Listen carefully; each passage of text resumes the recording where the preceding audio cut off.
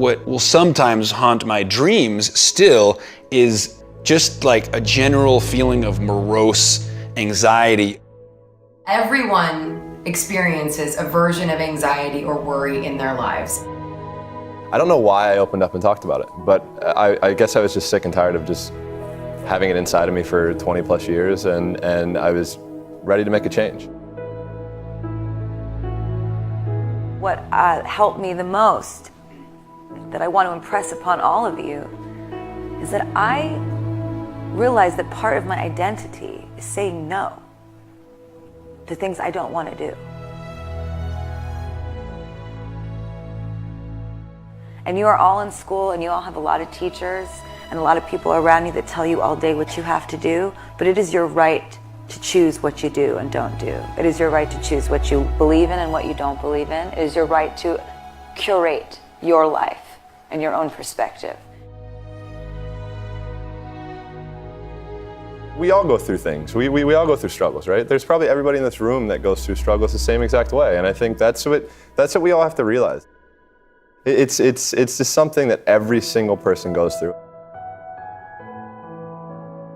And maybe we go through it in a different or more intense way for longer periods of time, but there's nothing wrong with you. To be a sensitive person that cares a lot, that takes things in a deep way, is actually part of what makes you amazing.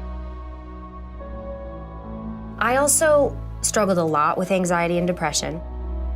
If you start to feel like you are twisting things around you, and you start to feel like there is no sunlight around you, and you are paralyzed with fear, here's how you can help yourself. First, you have to understand what anxiety is, and you have to understand the connection between worry, which is something we all do, and self-doubt, which is something we all do, and anxiety. Anxiety is what happens when your habit of worrying spirals out of control. It's important for you to foundationally understand that anxiety and worry are the same thing. It's just that your body starts to get agitated, and that's when we call worrying anxiety. Your heart races. You might sweat a little bit. You might feel tightening in your chest. You might feel a pit in your stomach.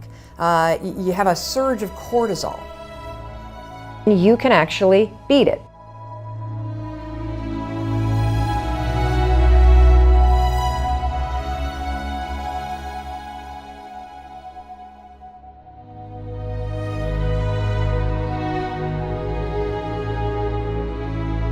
This is how you're going to do it.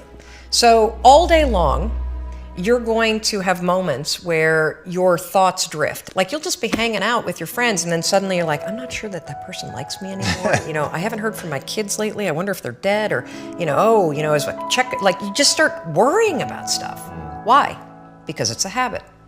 Because when you're not paying attention, your brain shifts from you being a decision maker and paying attention to you just kind of spinning things on autopilot, and one of your habits is worrying.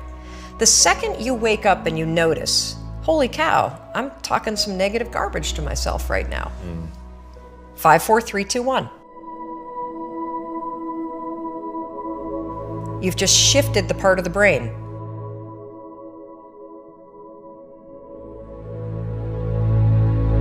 You've shifted from the basal ganglia, which is where your habit loops are spinning, and you've awakened your prefrontal cortex. You've also interrupted that pattern. Now what you're going to do, because your mind is actually ready to receive a different thought because of the counting, now you can put in an anchor thought. Like if you have a mantra, if you've got a vision about the way that your business is going to turn out in 5 years, if you just have a thought that makes you really happy and proud, insert that. Now, why does this work? It works because of the counting. And I'm not kidding. We know, based on research, that positive thinking alone, not effective. In some instances, trying to force yourself to think positive can actually make the worries worse. Why? Well, the reason why is because it's really hard to just change the channel. What we have to do first is basically interrupt it and turn off the TV, and then turn it back on with the prefrontal cortex awakened. So the counting is essential. And so you can start using this today.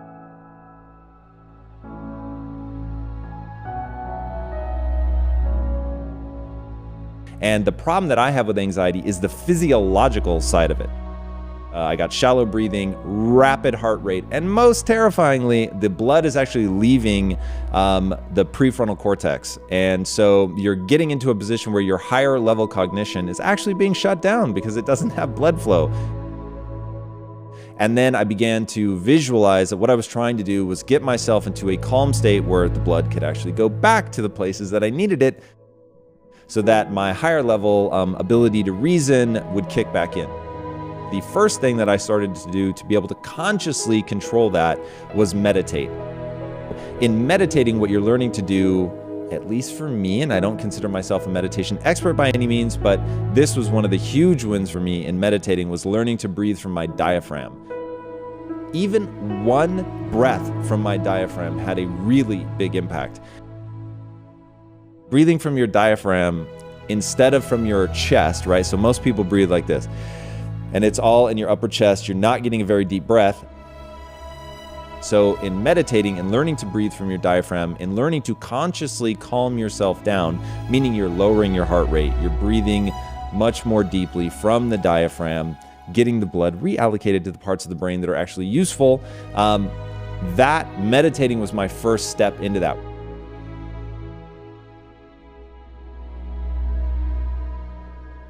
When there are really hard times, there are so many tools that you can use to help yourself in those times, and it does get better and easier as life goes on and you start to get to know yourself more and what will trigger certain instances of anxiety and where you feel comfortable and safe. So I would just say, don't ever feel like you're a weirdo for it, because we're all